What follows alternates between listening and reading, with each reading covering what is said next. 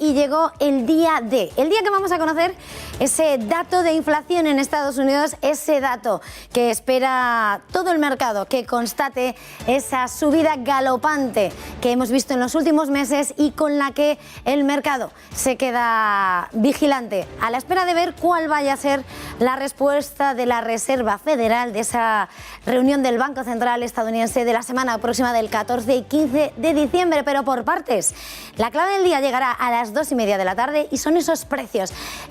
que tocarán, según todas las previsiones, entre el 6,7 y el 6,8%, ese dato de inflación en el mes de noviembre, que además, en el caso de la subyacente, tocaría el 4,9%, ese dato que excluye, recordemos, esa energía y esos alimentos y que, por lo tanto, es menos volátil. Son datos históricos, son datos que ponen a la FED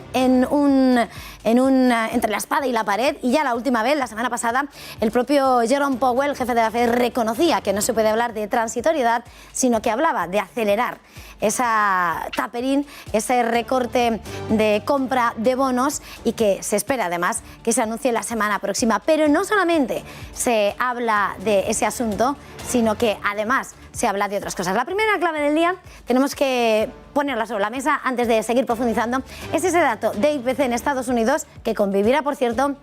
con el dato de IPC en Alemania, pero todo el mercado está conteniendo la respiración para ese 6,8% que se espera de la primera economía del mundo. Eso nos hace mirar a cuáles son las encuestas, que es lo que debemos acercarnos a una encuesta que ha realizado Reuters, una encuesta que mira a lo que puede ser la decisión de la FED y que hace mirar a esa encuesta que han publicado en Reuters. ¿Y qué es lo que dice? Pues que se va a acelerar esa subida de tipos y se adelanta. De hecho, se llega a situar,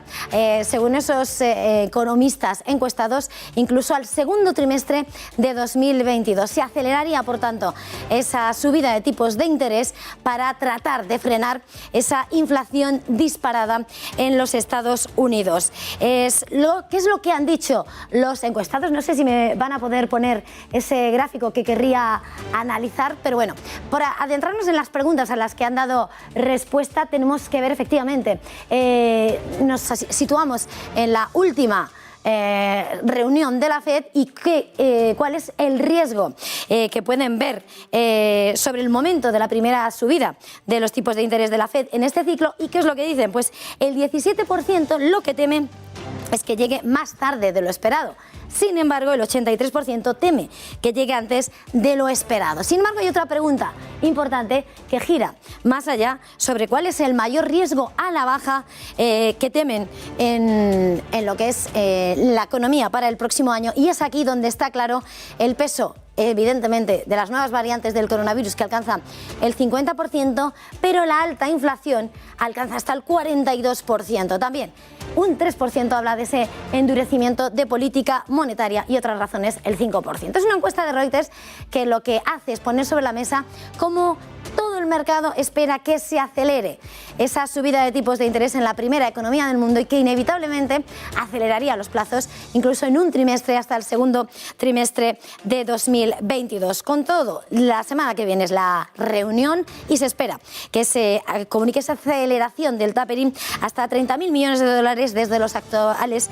15.000 millones de dólares. Pero todo esto, estamos diciendo que hoy llega ese dato de inflación en Estados Unidos, pero también vamos a conocer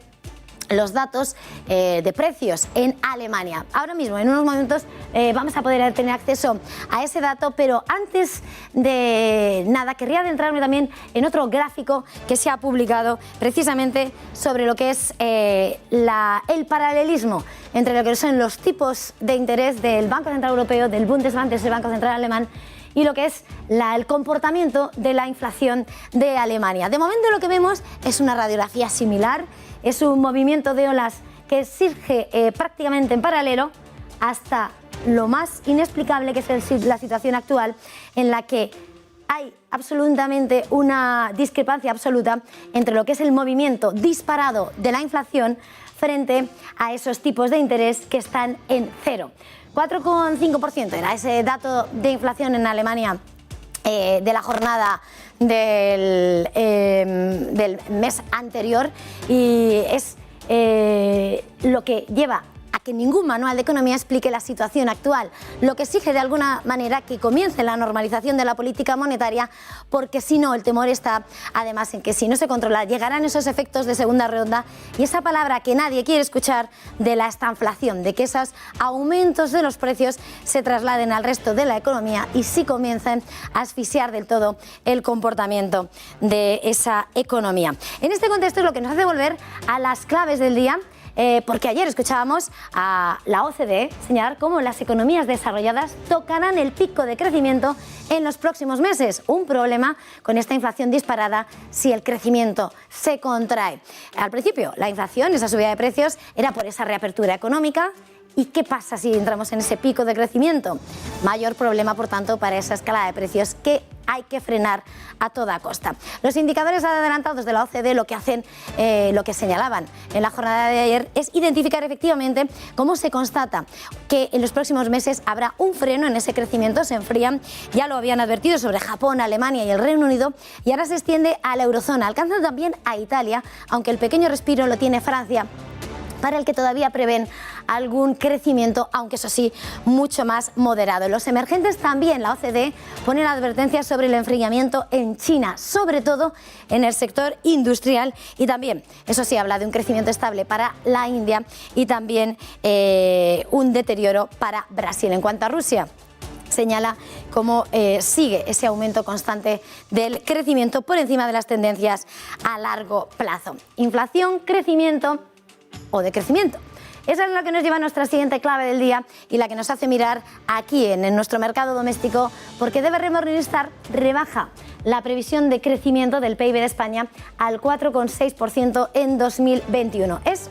Son 1,5 puntos inferior a su estimación anterior, y hace además en sus cálculos también mira para 2022, señalando cómo elevan una décima así esa previsión hasta el 5,8%, mientras que para 2023 la dejan su primera estimación en un crecimiento del 3,1%. Eso sí, también más allá del crecimiento, DBR Morningstar se adentra en lo que es la previsión para el mercado laboral, y lo que señala